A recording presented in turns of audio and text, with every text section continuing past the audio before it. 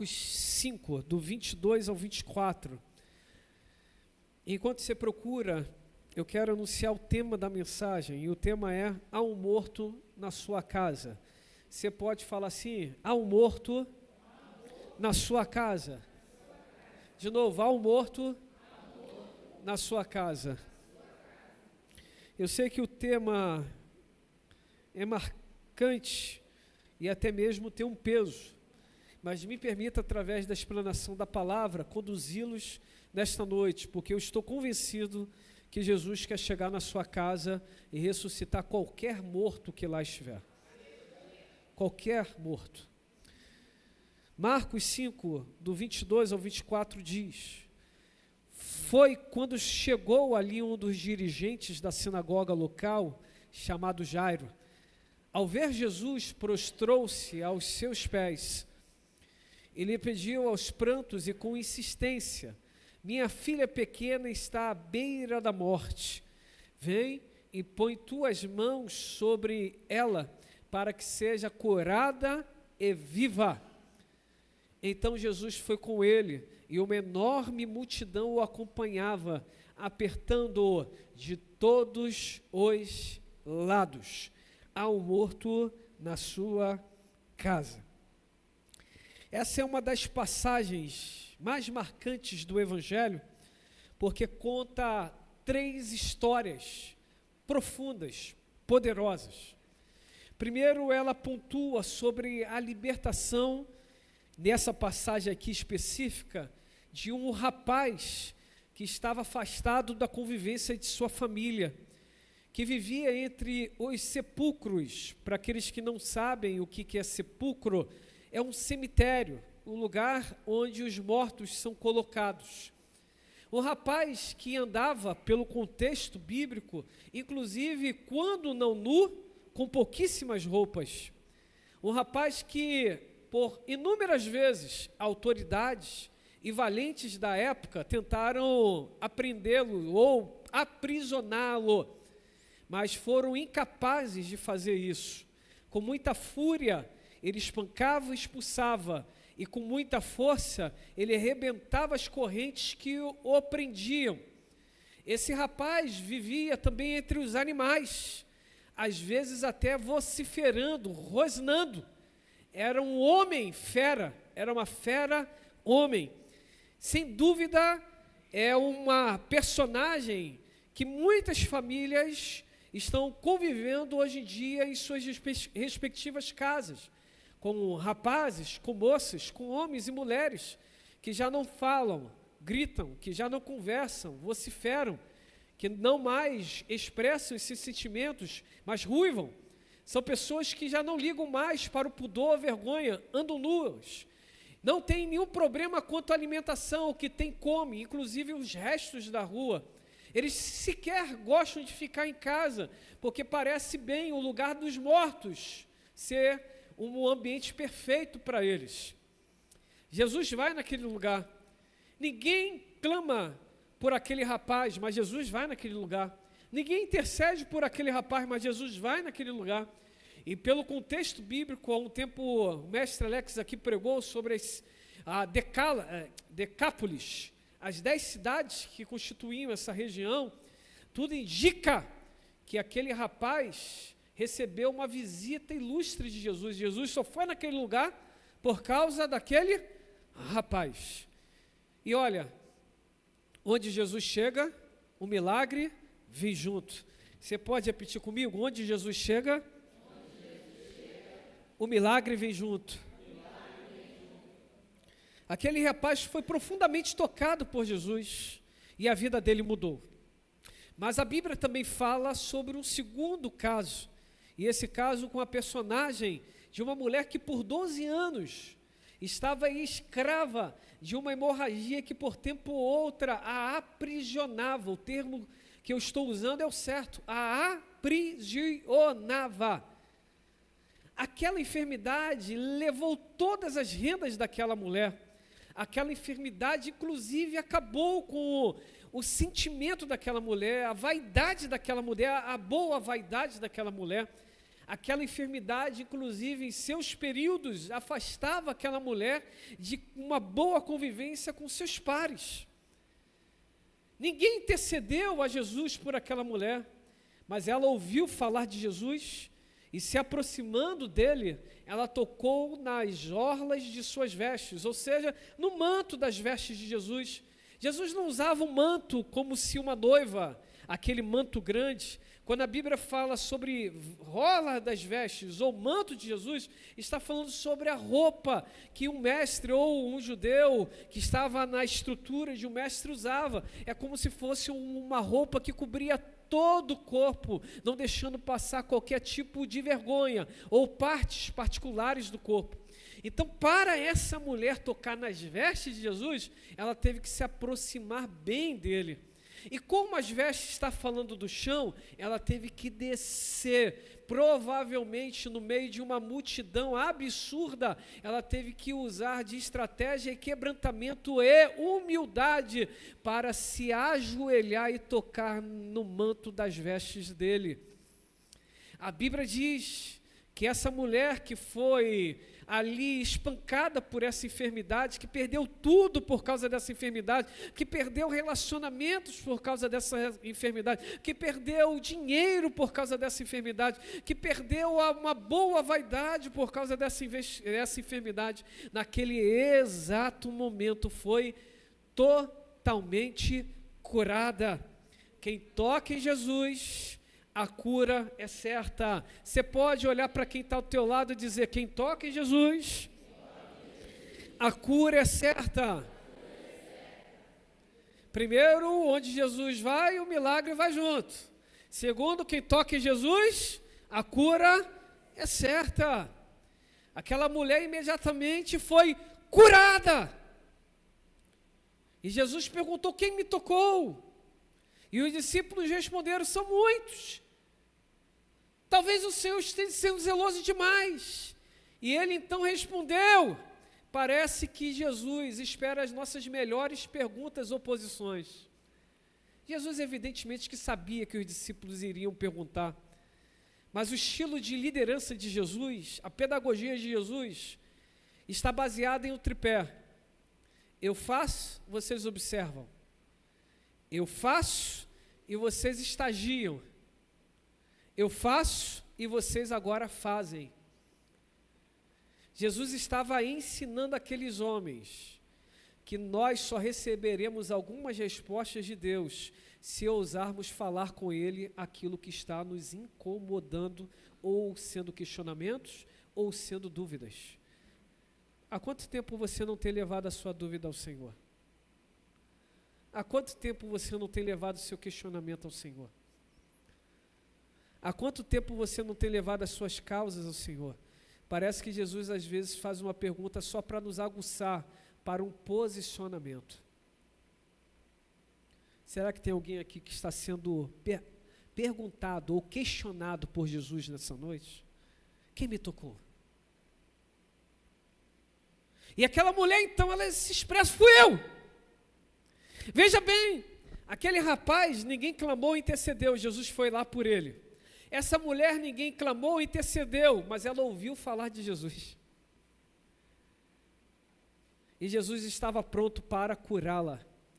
E a terceira história, e a história que baseia essa mensagem, é a história de um homem maioral do povo, alguém responsável entre os grandes do seu tempo.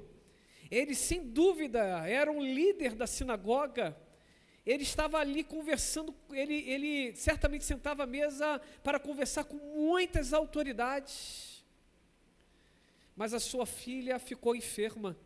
Ela tinha 12 anos. É interessante que para a mulher da hemorragia, ela estava há 12 anos sofrendo por aquele problema. Para essa moça, a moça tinha 12 anos. 12, na Bíblia, é um número que fala de governo. 12 tribos, 12 apóstolos. A Bíblia, quando fala de 12, vai falando de... Quando a Bíblia fala de 12, a Bíblia fala de governo. Engraçado, longe de mim falar qualquer tipo de metodologia humana, esquece isso. Apaga isso da sua mente. Mas veja bem, existem pessoas que não tenho dúvidas que estão sobre o domínio de um governo de falência, de dor, de humilhação e de doença. Para o governo de paz surgir, o governo de dor, de humilhação, de falência e de doença precisa ser destituído.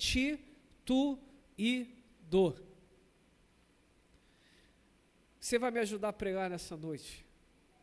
Então repita comigo. Para um governo de paz surgir, o governo de aprisionamento,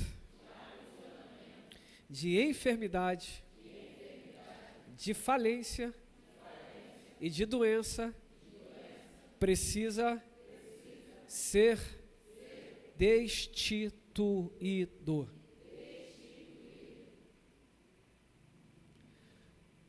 Tem tantas pessoas que estão sobre o governo de inferioridade, de separações, de brigas. Meu pai era um brigão, minha mãe era uma brigona. Os filhos agora são brigões e brigonas. Meus pais não tiveram casamento, os filhos agora não têm casamento. Parece que para algumas famílias o governo da destruição continua legislando na vida delas. Mas quando o governo do céu chega, o governo do mal bate em retirada. Você pode me ajudar a pregar? Quando o governo do céu chega, o governo do mal bate em retirada.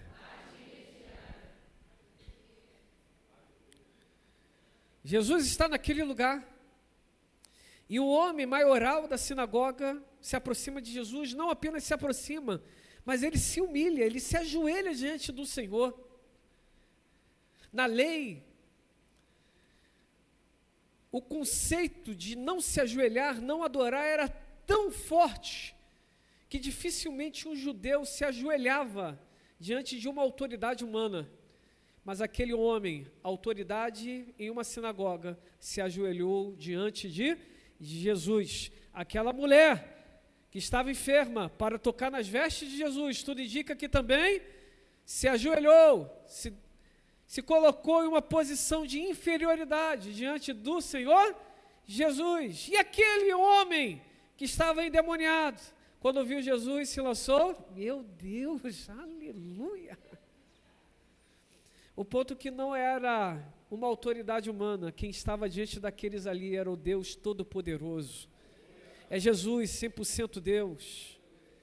Era Jesus, o Deus vivo que estava ali. Por isso que os demônios se prostraram. Por isso que a enfermidade bateu fora. E por isso que aquela autoridade humana se ajoelhou, porque a Bíblia diz que todo joelho se dobrará e toda língua confessará que Jesus Cristo é o Senhor, para a glória de Deus, o Pai.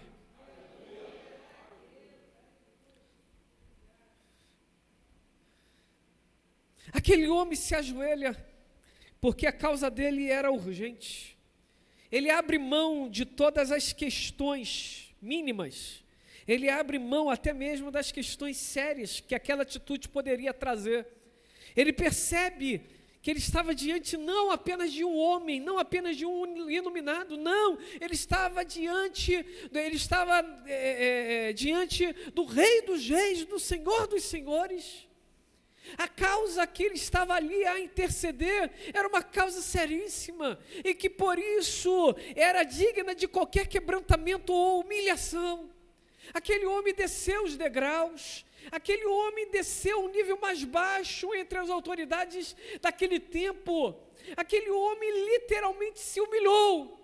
Ele se humilhou porque ele tinha uma causa urgente. Ele se humilhou porque ele tinha uma situação gravíssima. Ele se humilhou porque ele percebeu que algo errado estava na casa dele e que ele, com todo o dinheiro, ele com toda a influência, ele com toda a sua autoridade não conseguiria resolver.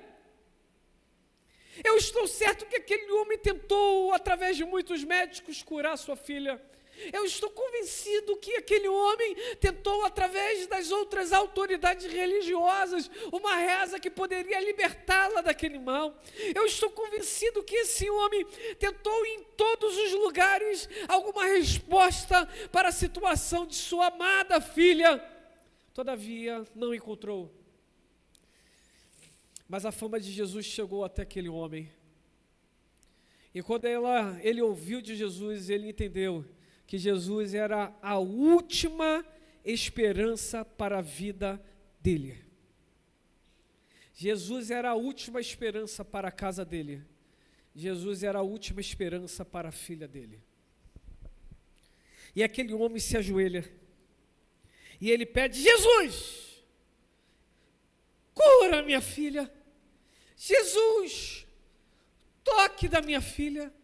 Jesus, faz um milagre na minha casa. Jesus, transforma o meu lar.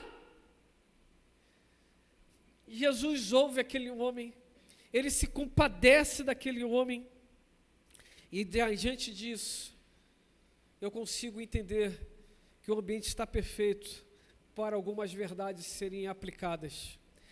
Primeira verdade, sem dúvida, nós estamos diante, no caso de Jairo e sua filha, de uma verdadeira causa urgente. Você pode falar comigo? Ponto 1.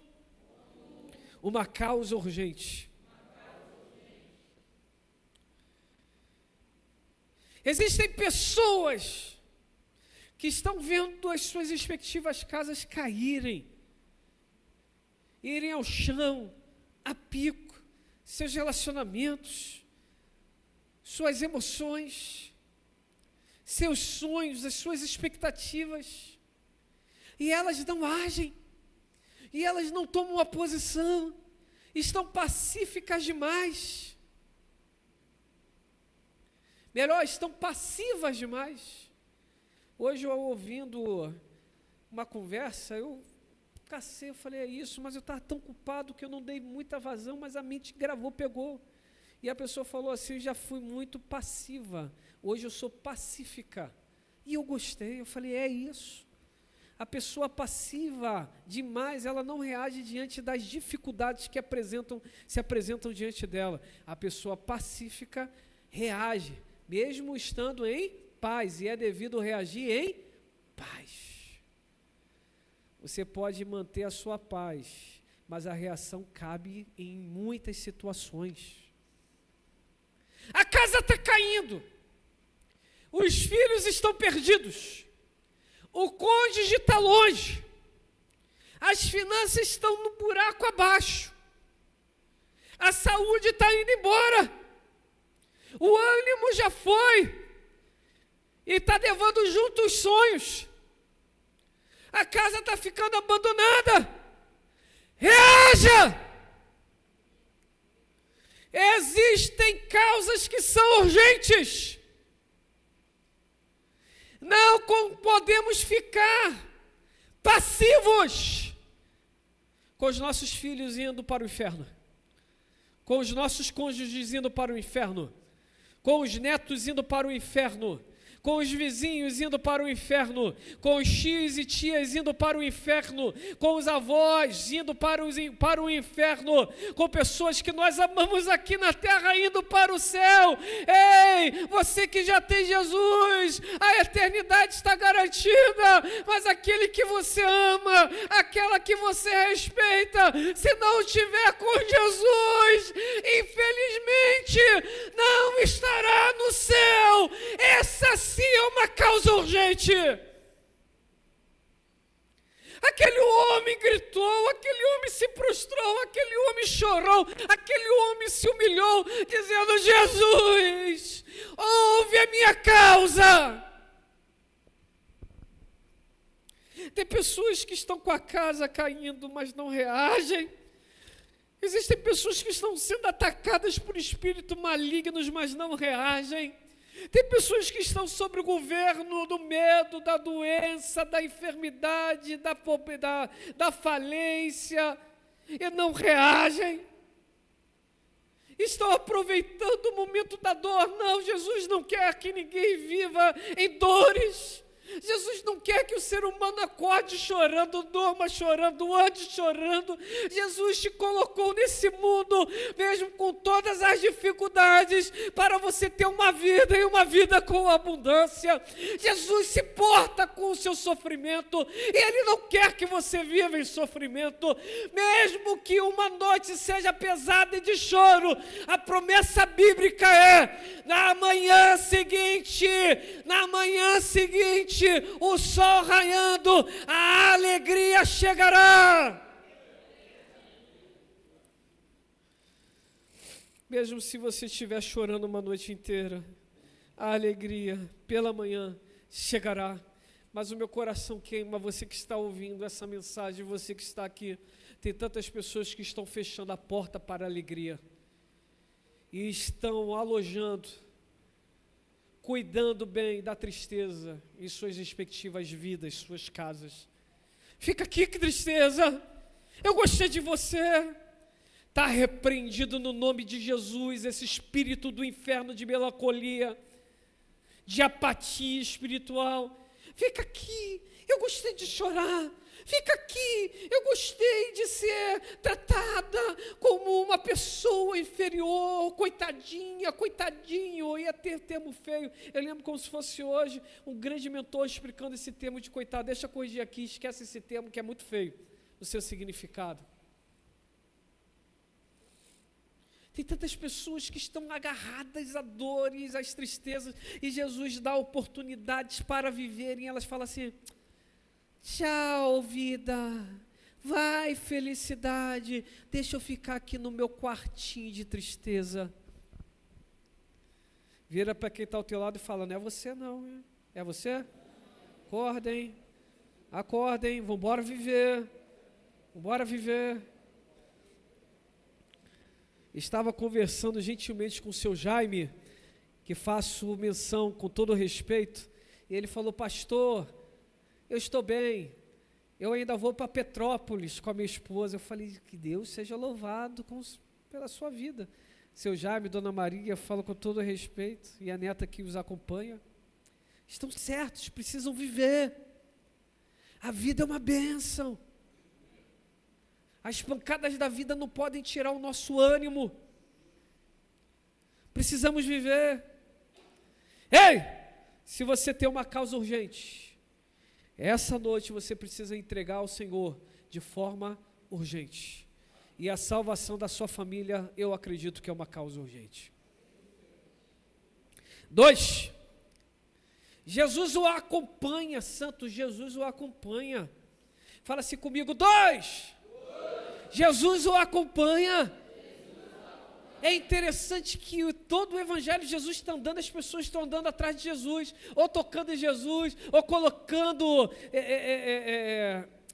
caixões perto de Jesus, mas Jesus está sempre em movimento. Mas pouquíssimas vezes nós vemos no evangelho alguém falando com Jesus, Jesus falando, parando o que está fazendo, falando assim: vamos embora, estou indo contigo.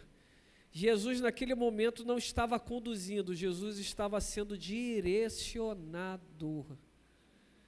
Eu me lembro de uma história antiga que já falei aqui, de uma mulher que tinha uma urgência, sua filha estava enferma dentro de casa. É uma história com E.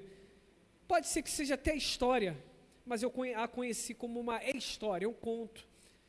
E diz essa história que uma mulher tinha uma urgência, sua filha estava enferma em casa, então ela deixa a sua filha enferma, já tinha feito tudo o que poderia fazer, ela continuava muito enferma, então essa mulher vai para a consagração, a oração, na parte da manhã, e naquele lugar ela está clamando por sua filha, e em um momento ela recebe uma oportunidade de orar, então ela ora no microfone dizendo: Jesus, eu estou aqui, mas deixei a minha filha enferma em casa. Já fiz o que eu podia fazer. Por isso eu peço, vai e toca na minha filha. A minha casa fica na rua tal. Lá não tem muro direito, então o senhor pode entrar. Não tem cachorro. A chave eu deixo escondida em tal lugar. Quando o senhor entrar na casa, pega a direita. Depois do banheiro vem um quarto, provavelmente está fechado. Pode entrar. Ela provavelmente está deitada porque ela está fraca. Mas toca nela, Jesus. Aqueles religiosos criticaram dizendo, que oração é essa? Que doideira é essa? Que maluquice é essa? Porque religioso não reconhece fé. Eu acho que você não entendeu. Religioso não reconhece fé. O religioso gosta de tudo do jeitinho, tem que ser desse jeito, tem que ser dessa maneira, mas a fé rompe o racional. E brigaram muito com aquela mulher, mas ela guardou a fé, e ela foi para casa, meio abatida, mas guardando a fé, meio triste, mas guardando a fé, andando e chorando, mas guardando a fé, semeando com as lágrimas, mas guardando a fé. E quando chegou em casa, a filha já estava sobre os pés, estava cuidando de sua casa. Então ela, mãe, é surpresa, disse, ué filha, o que aconteceu? E ela disse, ué, o senhor mandou um médico neste lugar? A senhora mandou um médico aqui, ele se apresentou. Como assim, filha? Ele falou que a senhora foi em um local e clamou e disse, minha filha está doente, eu estou aqui, mas vai lá e toca nela. A sua mãe me deu o endereço da sua casa, dizendo a filha para a mãe, aquele médico falou que a senhora deu o endereço, falou da particularidade do muro, até disse o nosso segredo onde a chave fica guardada. Ela deu o detalhe dos quartos, falou que o meu quarto era depois do banheiro e que a porta provavelmente estava fechada, mas que eu podia entrar. Ele chegou todo de branco e ele me tocou, e da hora que ele me tocou, eu fiquei curada. A Bíblia fala pouquíssimas vezes de pessoas que foram até Jesus e Jesus foi andando até com elas. É como se Jesus falasse assim, a tua causa é tão urgente que eu vou deixar você me conduzir. Para onde você quer que eu vá? Meu Deus, se o Senhor Jesus te perguntasse hoje, nessa noite, para onde quer que eu vá? Qual seria a sua resposta? Jesus é minha casa. Não, minha filha. Jesus é o meu esposo, que parece que vai e não vai, minha esposa que vai e não vai, meu neto que vai e não vai, minha filha que vai e que não vai. Eles estão doentes, Jesus. Eles já te conheceram, já ouviram falar, mas estão sem força para levantarem da cama. Eles estão apáticos espiritualmente. Mas se o Senhor tocar, quando Jesus tocou-me, Jesus tocou-me, de paz encheu meu coração, quando Jesus me tocou, livrou-me da escuridão. Aleluia! Jesus se permite ser conduzido, fala, onde é a sua casa? Eu vou contigo. Onde é a sua casa? Eu vou contigo. Qual é a tua rua? Eu vou contigo. Qual é a sua causa? Eu vou contigo. Jesus se importa com as nossas causas. Jesus está nos acompanhando em nossas causas urgentes. Talvez não saibamos o final da caminhada, mas precisamos ter certeza com quem estamos andando. Eu estou andando com Jesus. Eu estou andando com Jesus. Tem mais pessoas aqui nessa noite? Tem pessoas aí na galeria, tem pessoas aqui, tem pessoas em casa. Quem está andando com Jesus? Eu não posso saber qual vai ser o final da causa urgente que estou carregando e apresentando diante do Senhor Jesus. Mas eu sei que Jesus está comigo.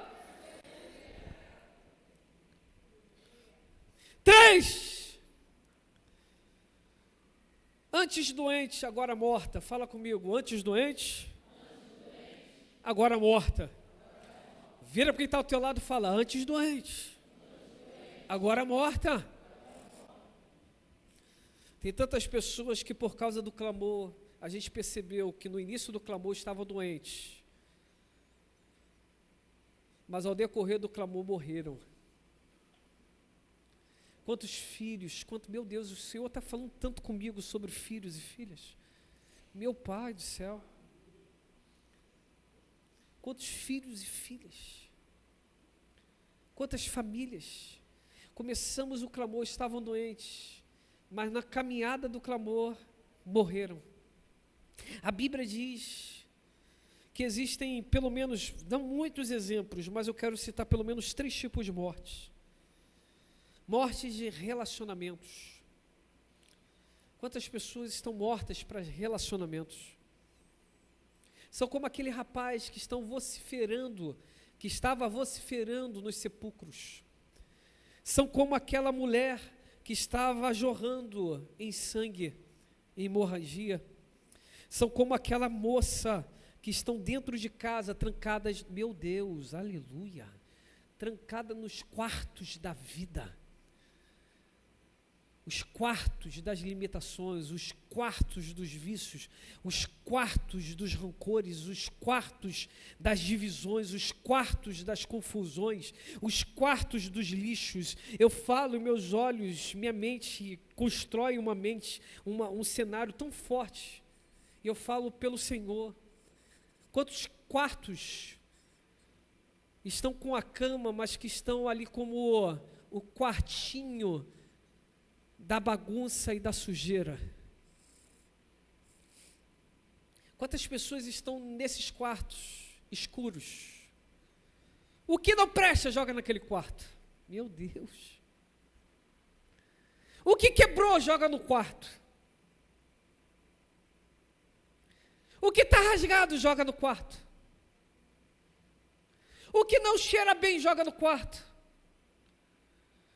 Quantas pessoas estão nesses tipos de quartos? Quartos dos jeitinhos, quartos das tristezas infernais. Quantas pessoas não estão vivendo verdadeiros relacionamentos por causa desses quartos? Até convivem com outros, mas é só parte externa. Porque na alma delas, elas estão aprisionadas. Elas tentam andar e parece que tem corrente nos pés delas. Meus olhos estão me dando muitas visões sobre isso. Quantas pessoas estão vivendo isso? Como cachorros que estão ali na sua casinha, mas não têm liberdade, colocam uma corrente dizendo, você vai aonde eu quero que você vá.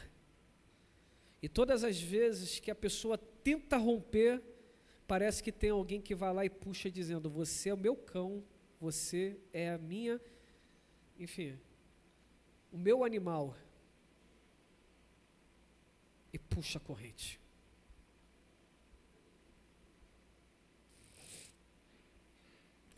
Mas existe uma outra perspectiva de morte, que é a morte das expectativas. Quantas pessoas já não têm expectativa de algo melhor? Ei, Jairo! Desiste de Jesus. Por que a sua filha não dorme? Ela já está morta.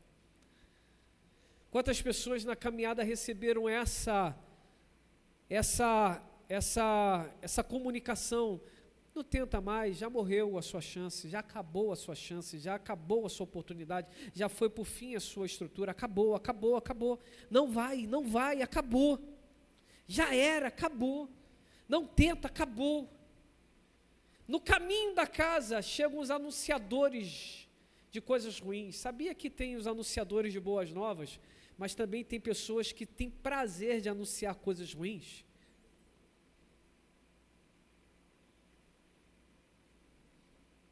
Ei, Jairo, estava tão aqui que eu não queria nem que Jesus vai na tua casa para quê, Jairo? Eu estou te encontrando no caminho, porque o que você não pode é terminar a jornada, você tem que parar no meio do caminho. A sua filha não está mais doente, ela morreu. Meu Deus, quantas coisas que chegam como comunicação no meio do caminho, dizendo, não tenta, morreu. Não continua, morreu. Filipenses capítulo 1 diz que aquele que começou a boa obra é fiel. Eu sei que vocês sabem esse versículo. Aquele que começou a boa obra é fiel. Pode ficar melhor. Aquele que começou a boa obra é fiel para comer. Aleluia! Quantas situações tentam chegar no meio do caminho. Por isso que Abacuque diz, Senhor, aviva a tua obra no meio dos anos. Parece que o meio é a estratégia do inimigo, mas o início e o fim é o desígnio do Senhor. Por isso que ficar no meio não é bom. Por isso que Jesus falou, você não é nem quente nem frio, você é morno no meio. Israel, Elias, com o povo de Israel, vocês não vão para cá nem para cá, vocês estão no meio, decida quem vocês querem servir. Josué disse, ou vocês tomam a posição, servem os deuses do passado e os ídolos de lá, ou vocês servem ao Senhor, mas eu não vou ficar no meio, eu e minha casa serviremos ao Senhor. Tem pessoas que estão, não, eu quero, como o caso do jovem, Atos capítulo 9, 20, que fica ali ouvindo Paulo, e no meio da noite, cansado, estava sentado na janela. Eu quero ouvir Paulo, mas eu quero ver a comitiva do baile que está passando na janela. Quem fica no meio pode morrer. Por isso que Jesus não quer que você fique no meio. Jesus quer que você tome uma posição para completar a jornada. Tem pessoas que estão mortas em suas respectivas. Mais uma verdade, tem pessoas que estão mortas porque as suas vidas estão presas ao pecado. A Bíblia diz que nós antes estávamos mortos em nossos delitos e pecados, mas foi a graça de Deus que nos alcançou. E por isso nós vivemos para Jesus, mas nós só vivemos para Jesus porque nós nos posicionamos. Mas para aquele que ainda não se posicionou com Jesus, por mais que seja bonito, por mais que seja bonita, por mais que fale de forma muito educada, por mais que seja prestativo ou prestativa, quem não toma uma posição real com Jesus ainda está morto, ainda está morta nos pecados e nos delitos. Tem quantas pessoas que estão mortas dentro de casa em suas vidas espirituais? Mãe, essa é uma causa urgente. Se o seu filho está morto dentro de casa, é uma causa urgente. Se a sua filha está morta dentro de casa, é uma causa urgente. Ei, marido, se o seu cônjuge, se o seu cônjuge está morto dentro de casa ou morta dentro de casa, isso é uma causa urgente. Se você é avô, se os seus netos estão mortos dentro de casa pelo pecado, isso sim é uma causa urgente, isso é uma causa urgente, isso é uma causa urgente. Jesus quer que eles vivam bem aqui na terra, mas depois de garantirem o céu, a eternidade. Não adianta o homem ganhar o mundo inteiro e perder a sua...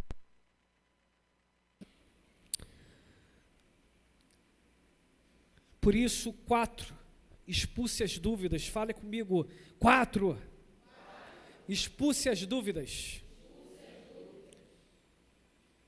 Quando há dúvidas no ambiente, o ambiente fica impróprio para a realização de qualquer milagre. Por isso que para acontecer o milagre nós precisamos crer. A fé é o caminho que aplana o ambiente para o milagre. Falamos isso na quarta-feira última, atos de fé, na mensagem. Você precisa crer.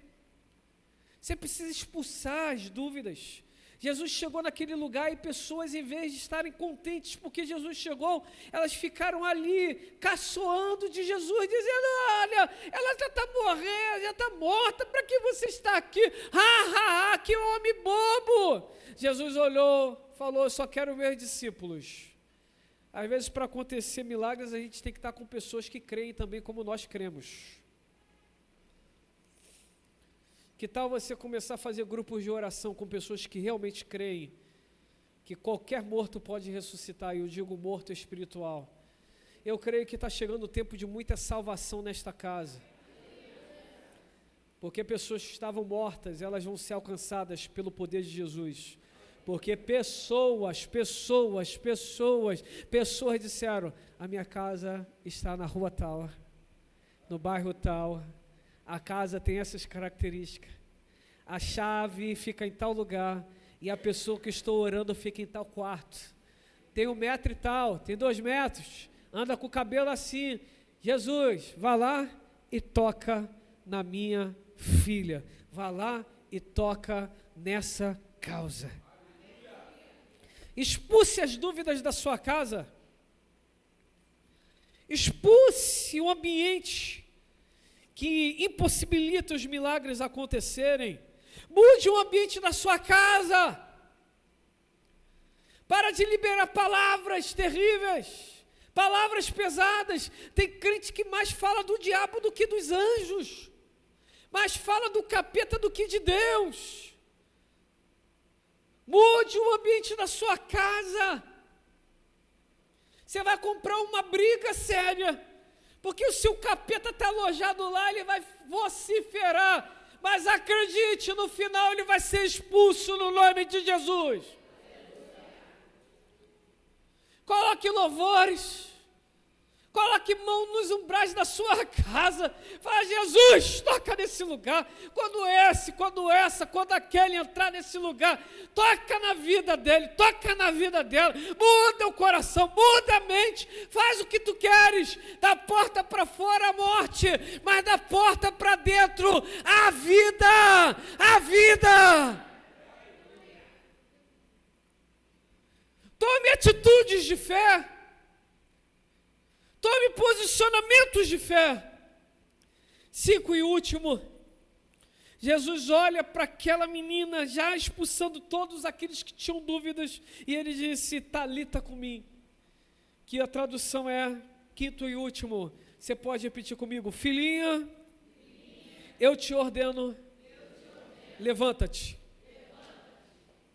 Jesus não apenas se importou com a causa urgente, Jesus não apenas o acompanhou por causa da causa urgente, Jesus não apenas soube que antes era doente, agora estava morta, e seguiu o caminho.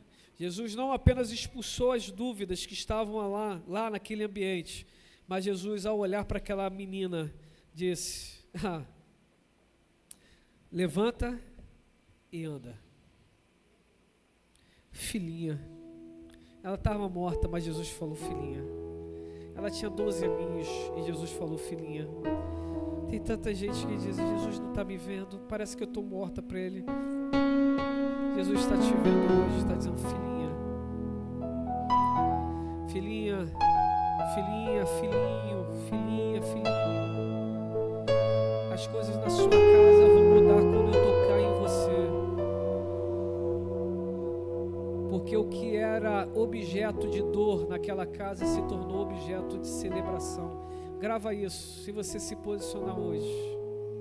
O ambiente pode ser de tristeza e morte, mas Jesus vai te tocar nessa noite. Jesus vai ser o seu pai, o pai que você não teve, Jesus vai ser para você. O Espírito do Senhor fala muito forte no meu coração. Tem mulheres aqui que dizem: eu não consigo me dar bem em relacionamentos. Isso aí é pela internet. Eu nunca tive um bom relacionamento. Jesus quer restaurar isso. Tem pessoas muito boas aí que andam com Jesus e são sérias e que querem uma oportunidade de fazerem algo melhor, algo novo. Jesus está te transformando. Jesus está abrindo as portas das possibilidades. Jesus está abrindo o caminho das restaurações. Antes doentes, agora morta, mas só tem um detalhe: Jesus é o pintor da obra. E o que antes estava doente, agora está morto. Daqui a pouquinho Jesus vai ressuscitar. Esse poder da ressurreição está na igreja. O mesmo poder que ressuscitou Jesus dentre os mortos, como disse Paulo na carta aos Efésios, está sobre a igreja. E aqui eu quero fazer uma aplicação, Mateus 16: aquilo que ligares na terra será ligado no céu, aquilo que desligares na terra será desligado no céu, porque sobre a igreja eu edificarei sobre esta pedra, declaração de Pedro, eu edificarei a minha igreja e as portas do inferno não prevalecerão contra ela. Tem morto na sua casa? Se tem, você precisa falar hoje. Tem. Se tem, você tem que encarar essa situação e enxergar como é e dizer: tem sim. Mas o que você vai fazer? Com Jesus não dá para ser político. Com Jesus tem que ser verdadeiro. Com Jesus não dá para ser política. Político, homem e mulher. Política é feia. Tem que ser verdadeiro. Tem que estar aqui para lutar. Jesus, é isso mesmo. Mas eu estou tomando uma atitude agora. Não sou mais passivo ou passiva, não. Eu sou pacífica. Mas eu estou tomando uma atitude de fé. Há um morto na sua casa. O que você vai fazer? É a mensagem dessa noite. Tem 3 convites. E as irmãs, o Ministério Diaconal virá para cearmos ao Senhor. Mas hoje você não pode